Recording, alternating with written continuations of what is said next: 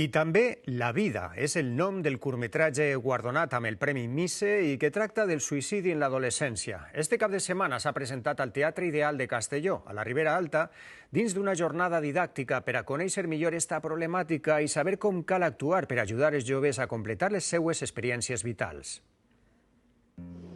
Una mare que treballa molt per mantenir econòmicament la seva família. Els diners que pot entrar en casa per mantenir el nivell de vida.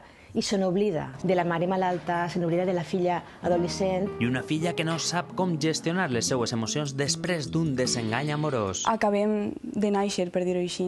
Són les primeres experiències i està molt bé que en el nostre curt es parli sobre el rebuig i la forma que te pot afectar a tu això, siguent un adolescent. Tempesta perfecta en una edat on la paleta de color passa del blanc al negre sense escala de grisos.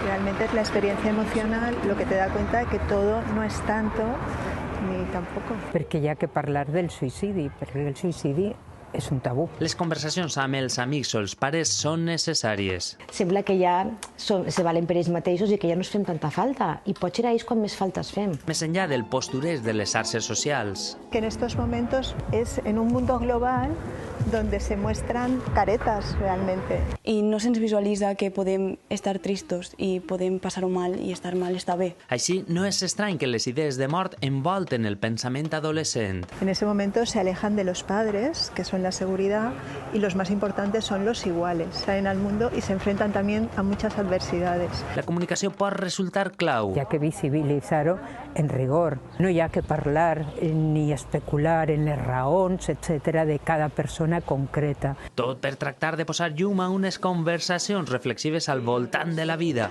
però per què no, també de la mort.